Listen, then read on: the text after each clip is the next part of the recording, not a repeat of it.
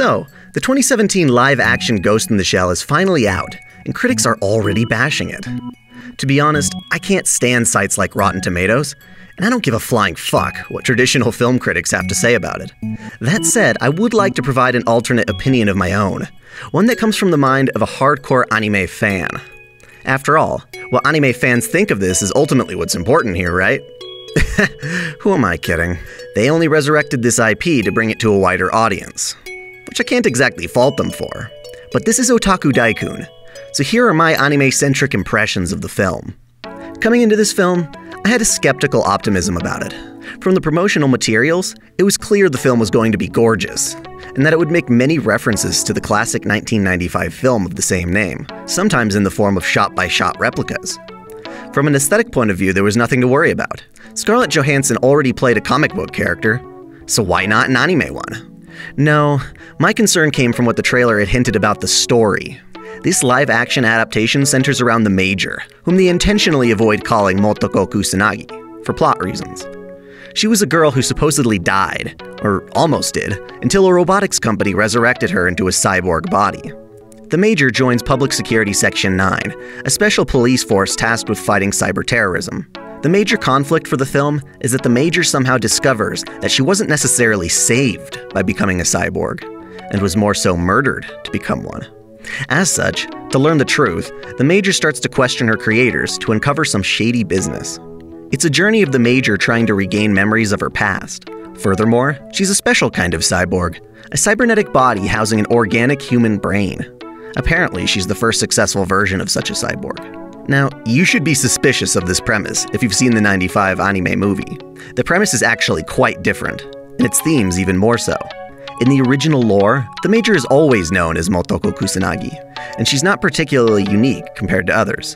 In her future, almost everyone is cybernetic to an extent, and the most extreme cases are fully cybernetic. She and her partner Bato are both mostly machine, and they don't even have their human brains. Rather, they have cyber brains that function identically to their organic counterparts, only in a digital form. This is why they're able to hack into or be hacked by other cyber brains. Seems like the idea went right over the heads of some Hollywood executives. Still, technical jargon aside, you might notice that this story is a lot more generic than the original. It sounds much more like something out of Minority Report or iRobot than the speculative philosophy found in the original. The original doesn't touch too deeply on Motoko's past, and it doesn't play a huge role in the conflict. There's no worry that she might have been made a cyborg through underhanded means. No, she chooses all the cybernetic upgrades so she can better perform her job. Instead of figuring out who wronged her, her motivations are a lot more intellectual. Motoko is genuinely curious about what it means to be a cyborg, and whether a mechanical being can be just as alive as an organic one. What qualifies as being alive? Furthermore, the '95 film ponders at a form of transcendent existence that only data can achieve via networking. So there, right before even seeing the film, I was worried that Hollywood missed the entire philosophical crux of the original, only seeing the anime at face value as some sort of cyberpunk action. Having seen this adaptation, I can only confirm that suspicion. 2017's Ghost in the Shell is what happens when you strip the original of its intellectual and philosophical themes and replace them with a more traditional action spectacle. However, even with that out in the open, I don't think this film should be completely written off, as it does a lot of really cool things in place of the intellectualism. In fact, nearly every time a new creative team gets their hands on Ghost in the Shell, it starts its own canon. The manga, films, standalone complex, and Arise are all different takes on the same concept with different perspectives and visual styles. As such, I'm not expecting the 2017 film to follow every single detail, as the '95 film didn't even do that. It actually took a lot of creative liberties. This is the manga that started it all. It looks downright silly compared to the film, and even sports some pseudo-hentai bits. Breaking the film down into its components, I'll start with the visuals, the art style as I'd call it for an anime. It's visual eye candy. The city is a Blade Runner-esque spectacle, with lights and holograms abound. It's got stylish cars and vehicles that look believable, and many indoor scenes appear sterile and fittingly uncomfortable. The characters all look the part too. Complain all you want about the whole whitewashing thing, but Scarlett Johansson and Pilou Asbæk definitely look like their anime counterparts. Though I'll admit Pilou's accent was problematic, all the other key characters are Japanese. namely Togusa and Aramaki. While I don't think any of the visuals beat out the '95 original, and we've seen similar designs in many other works of sci-fi, they definitely give a sort of spectacle. When it comes to Ghost in the Shell characters, a majority of Public Security Section 9 works behind the scenes, and so a lot of the team just doesn't show up and get a lot of screen time. Togusa's there, for sure, but his presence is completely forgettable. He doesn't serve the same role in this film by being the only one who's mostly human. In fact, his revolver, another symbol of his traditional pride, is mistakenly used by Aramaki in the film instead, only now deprived of its meaning. Minor characters often get butchered and overshadowed when hitting the big screen, and it's disappointing to see here. As I said before, Bato's characterization is off. He looks the part, but his accent and attitude are a bit too laid back at times.